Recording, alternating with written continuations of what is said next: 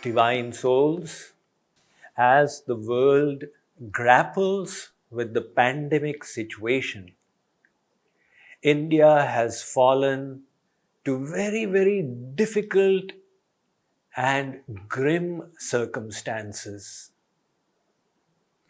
To all those who've lost a family member or relative during this coronavirus, our heartfelt condolences. To those who are presently COVID positive, our prayers for your speedy recovery.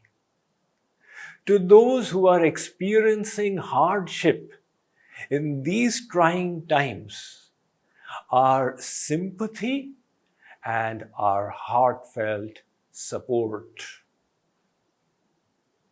India was at a handicap in this battle against COVID-19 from the very beginning. Firstly, because of its massive population of 1.35 billion people, which is 1/6 the population of our planet Earth, all fitted into a very small landmass. The density of population in India is 10 times that of the US, which means the number of people per square mile is 10 times more. To top it all is India's poverty.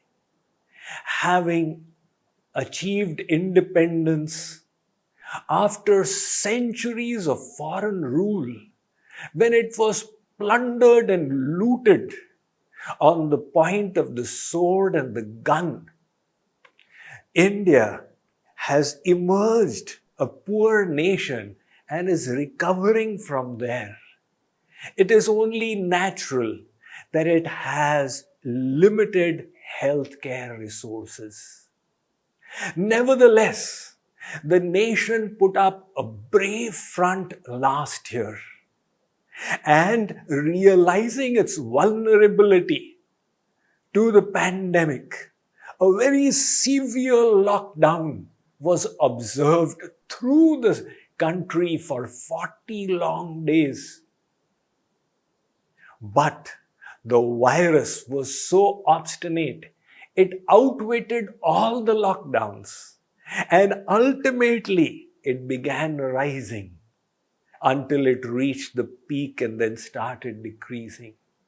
But the cost of those lockdowns was so severe that the economy of the country shrunk by 26% in a quarter of a year. So subsequently, a balancing act had to be done where people's livelihood, their jobs had also to be kept in mind, and the healthcare as well. It is so easy for commentators and internet pundits to sit and pass comments that there should have been far more resources allocated to healthcare. But that would have meant taking them away from their jobs and other things. So nevertheless, this year we find ourselves in the midst of a very strong second wave. Scientists are confounded on the reason why it is spreading so rapidly. The director of health of Jagadguru Kripalu University, he was sharing with me today and saying, Swamiji, my wife, who is also a doctor, has tested COVID positive, even though she had taken 2 doses. So whether it is a mutation that is the cause of the problems, or the carelessness which all the countries in the world are guilty of to a little or more extent, the consequence is that today there's a huge spurt of patients On the average, we are having 350,000 to 400,000 fresh cases reported every day. And the number of active cases has suddenly shot up to 4 million. That is almost 3 to 4 times the number of active cases that were at the peak last year. And the sudden rise has happened in the space of the last 2-3 weeks.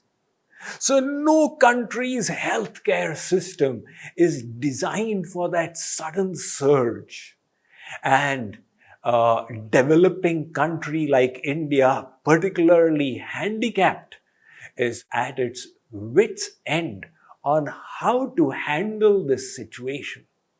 The hospital resources, the number of beds, the medical equipment, the medical personnel, all of these are falling short of what is required to handle the situation.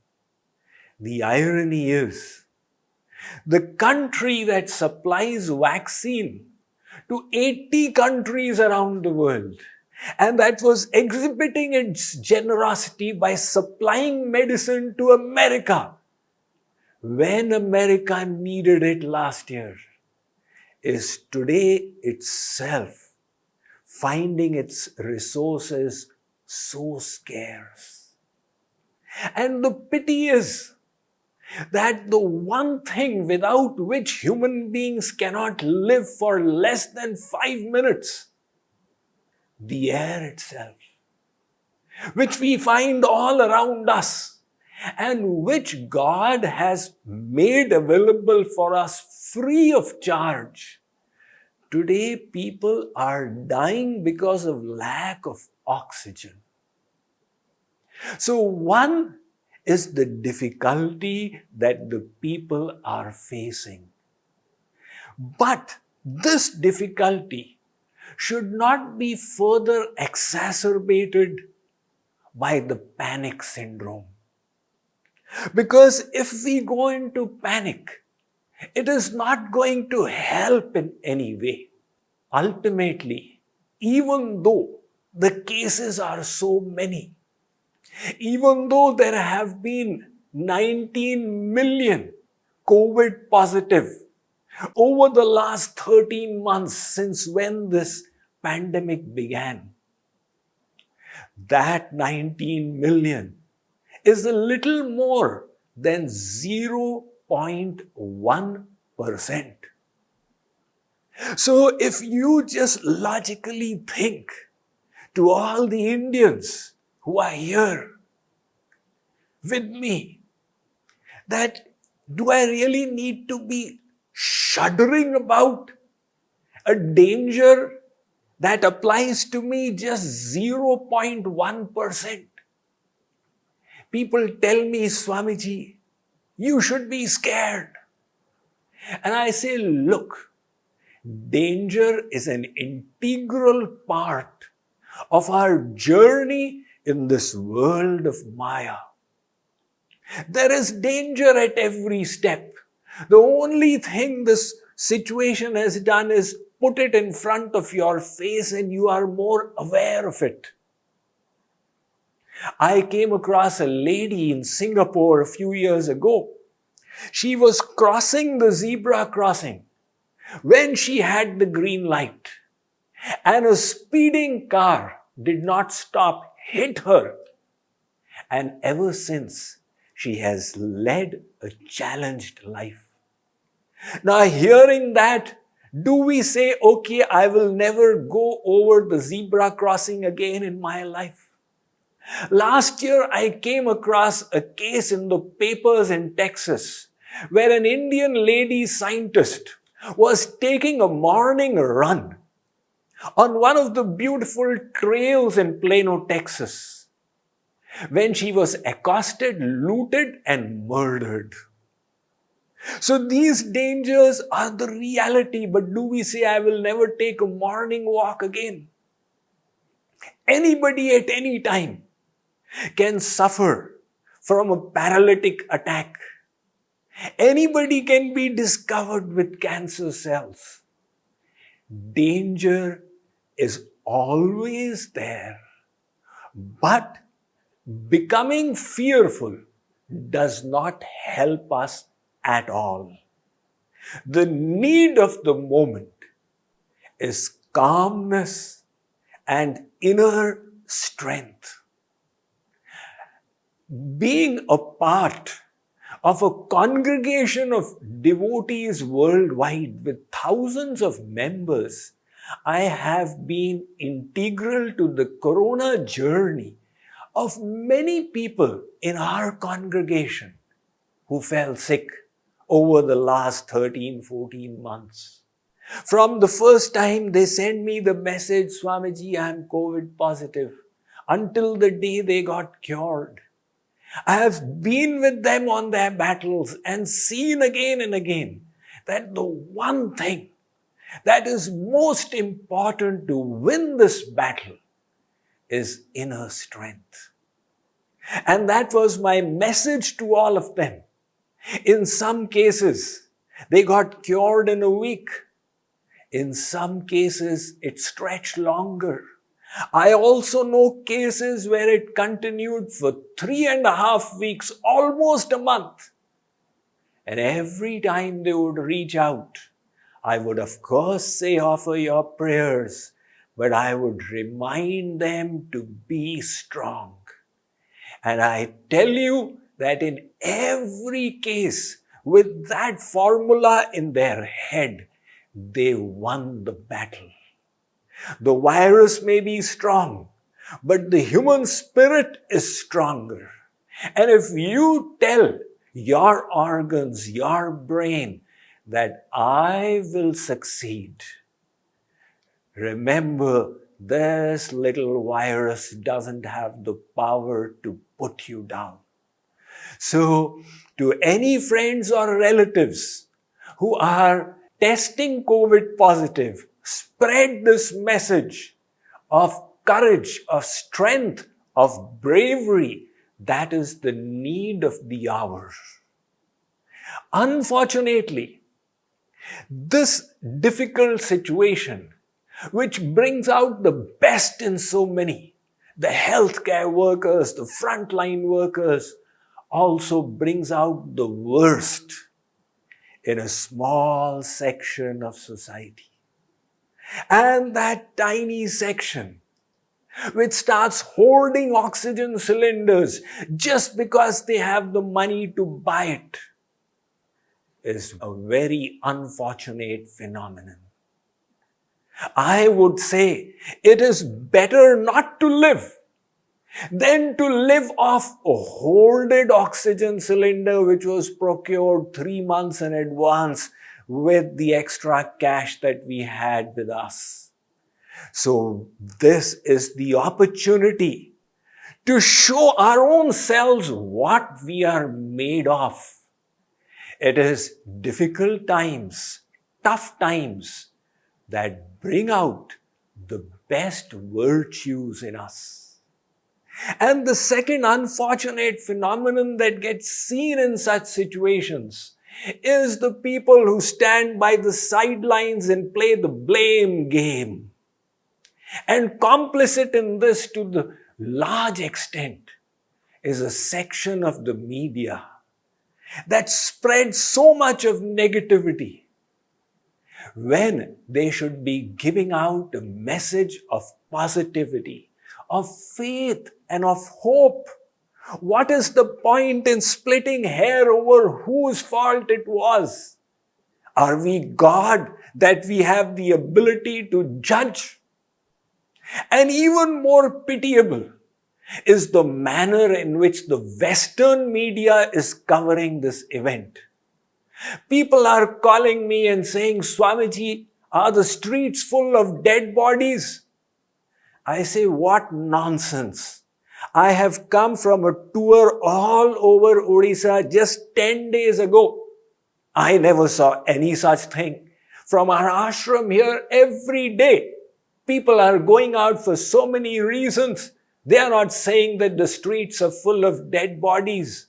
But just like the crow is only attracted to the dead rats, if we go around searching in the country for the worst scenario in this huge country, and then keep on sharing it again and again and again on the media, it may satisfy the self-interest of increasing the TRP rating. But that is not what the situation demands.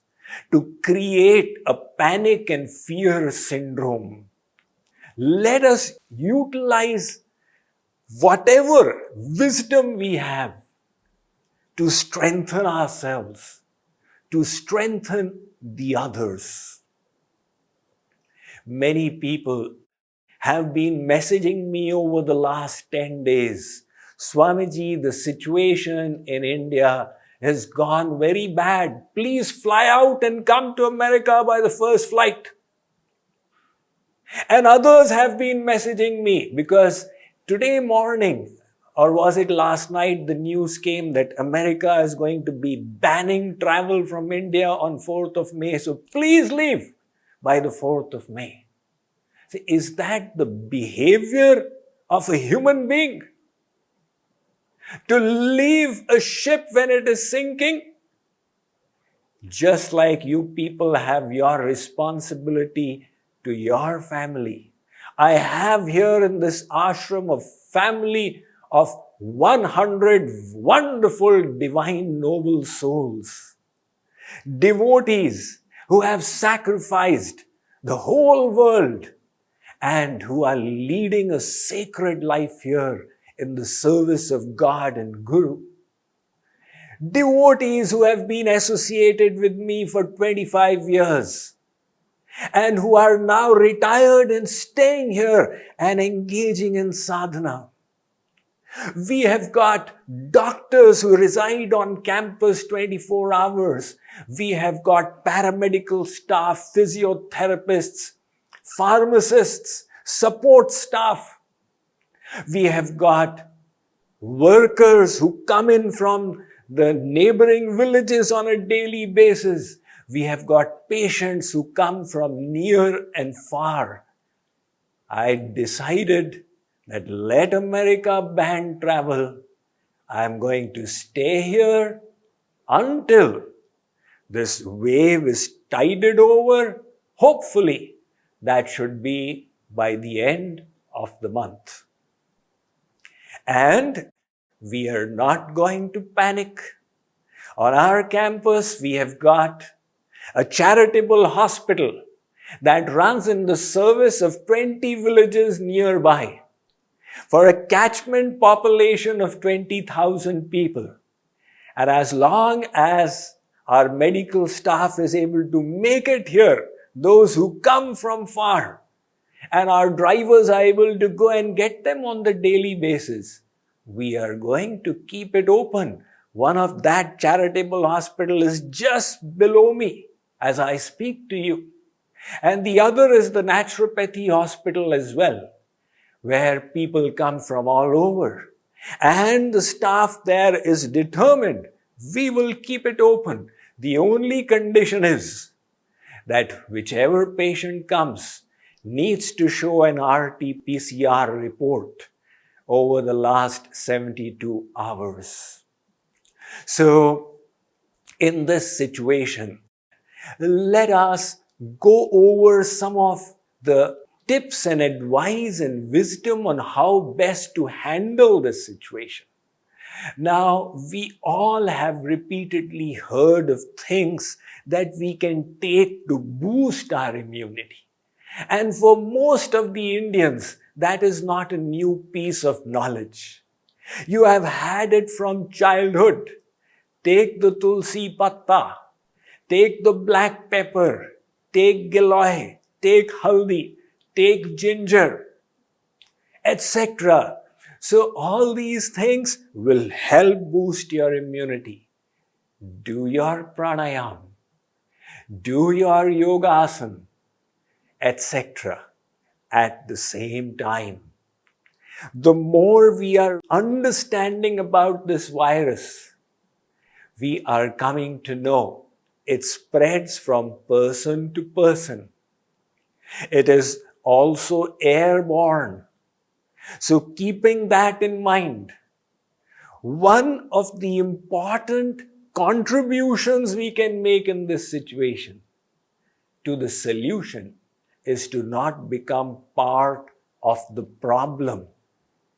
That means keep yourself safe and keep your family members safe. If each and every one of us decides we will stay safe and we'll keep our near and dear ones safe, that link will get broken. So that is one of the most effective ways of winning this battle against the virus. Apart from that, of course, we must wear the mask. We must follow the rules of hygiene. And do remember to get yourself vaccinated.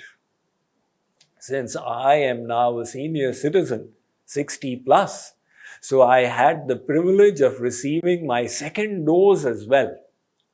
And people have been asking me, Swamiji, would you recommend the vaccine?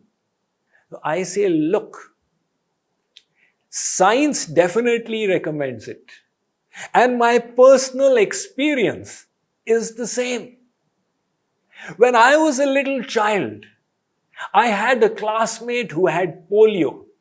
He used to limp because his leg had been deformed due to polio. And I saw others, boys and girls, who had the same. And today you don't find polio patients. That is the power of the polio vaccine. Also, this continued until I was in middle school. We used to have people with pock marks on their face because of smallpox. And then one day smallpox disappeared. It was again the victory of the vaccine over the virus. And that is why when I had the opportunity to vaccinate myself, I said I will definitely utilize it. Now, of course, there is no guarantee to its effectivity. There is a disclaimer there that the vaccine that you are receiving is in India, it's 75% effective or 90% effective. So, if somebody says, such and such person, even after the vaccine became sick, well, that possibility always exists. But what is being observed is that even those who do fall sick after receiving the vaccine, the virus does not attack so strongly. The antibodies developed within come to their assistance. So if you ask me, Swamiji, should I get myself vaccinated? I will say, I definitely endorse it. So, apart from that, in whatever way we can help in this difficult time, we must consider it our duty. It is, as human beings, it is our moral responsibility to help people we see before us, we are aware of us, who are suffering. So in whatever way your position, your status, your finances allow, definitely go ahead and do your little bit in this difficult time. So, as a spiritual organization, we are committed to redoubling and tripling and quadrupling our efforts in the various projects we have undertaken. The primary of them, to provide people with the wisdom they need, the spiritual intelligence they need to handle this challenge that has fallen upon them.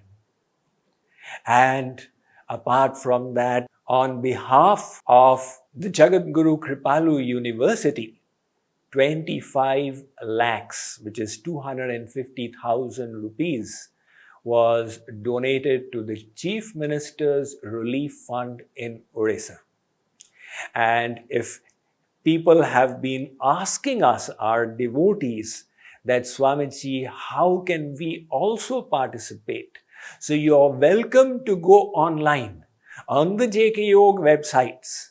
And this time, whatever we gather, we will make the offering to the Prime Minister's Relief Fund, for that is a sure shot, reliable way of ensuring that this aid goes out where it's intended.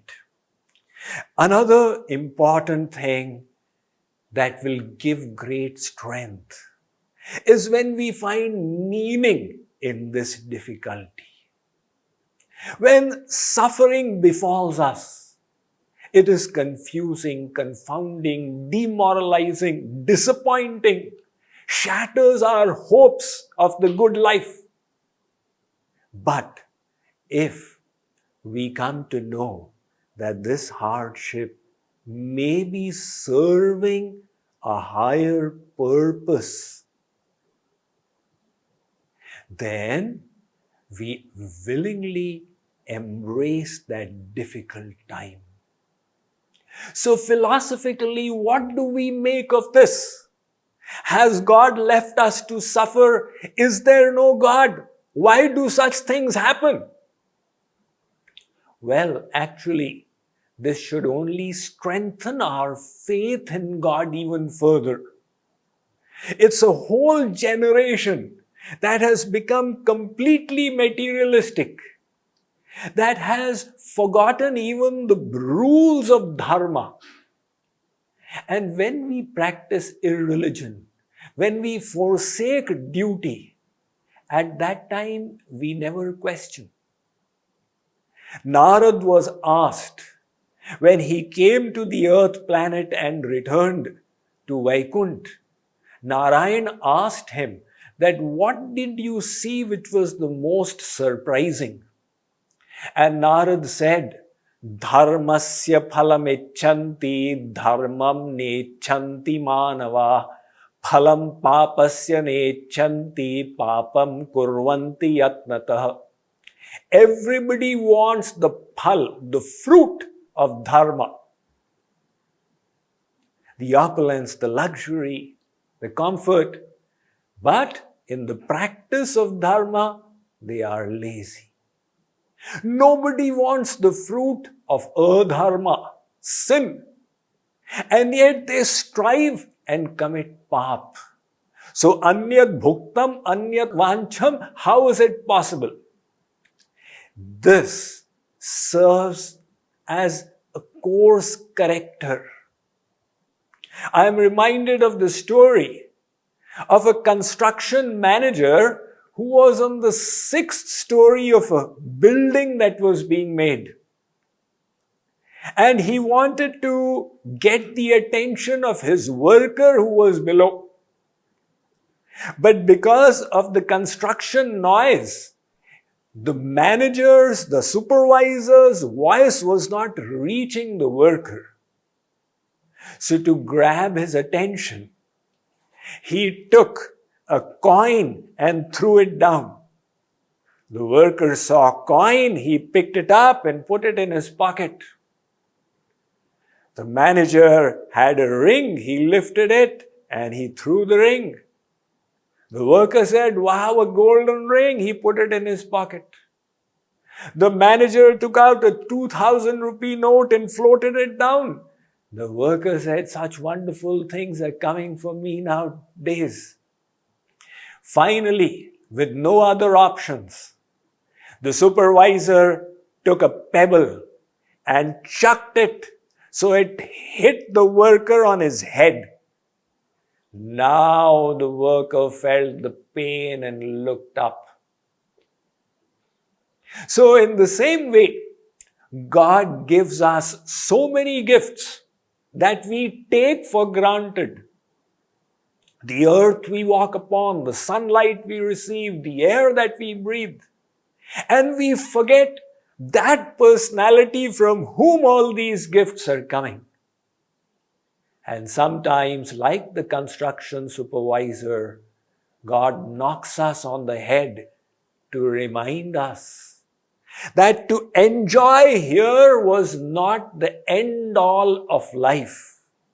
We had received this human form for a higher purpose. It is said in the Bhagavatam, Tam bhranshayami sampadbhyo yasya chechamyanugraham. Lord Krishna says, when I wish to bestow my special graces upon some devotee, I snatch away their worldly luxuries. In the same way, let us look on this hardship that has befallen as a course corrector from God who is preparing us to receive His higher gifts. It is a difficult time, and at the same time, it is the darkest nights that prepare for the greatest dawns. Sometimes the price is a heavy one because humanity at large is not willing to listen in the proper way. Nevertheless, we leave that to the Lord to decide the state of the world. He is going to ask us at the end of our life, what did we do? So let us focus on our own duty in protecting ourselves and our loved ones, and in doing what we can in this difficult time to help alleviate the suffering of the people. India today definitely needs the help of the entire world, and it is nice to see that help is pouring forth. So, in this situation, let us also remember the message of the Bhagavad Gita, the message of Yajna. In the Bhagavad Gita, the Lord says, you need to perform Yajna, sacrifice. And He says sacrifice is not merely done with fire and clarified butter or ghee.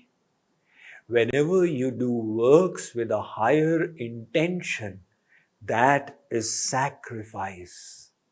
So when you practice your profession with the idea that it's a service, without hankering for the rewards for yourself, your work becomes a sacrifice.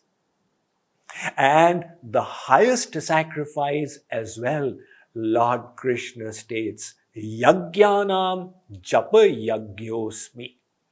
He says, Arjuna, of all kinds of sacrifices, I am the chanting of my holy names. So one of the best things we can do in this time, particularly since so many of us are obliged to be locked down. Just today in the state of Odisha as well, the lockdown has been announced. So when so many of us are in this situation of lockdown, let us take some time out every day to engage in the Sankirtan Yajna, the Japa Yajna, the Yajna of the chanting of the names of God. Lord Krishna tells us, look Arjun, by such Yajna, the celestial gods are pleased and they shower forth prosperity upon the people of the earth. So as tiny little souls, we can definitely participate in the chanting of the holy names. With this intention, this prayer meeting is being conducted at the Radha Krishna temple of Dallas today. and online around the world. And I am so happy to share with all of you that 2 weeks from now, we are going to have a Mahamantra, the Hare Ram Mahamantra Mahayagya. That will be a 24-hour chanting. Last year, around the same time, we had done that Mahayagya from JK Yog USA and from JK Yog India. Because it was a new situation, we really needed to boost the morale of everyone. And ironically, 1 year later, we are back in the same situation. Nevertheless, all of you stay safe, stay strong, be hopeful, and remember the power of prayer for yourself and for others.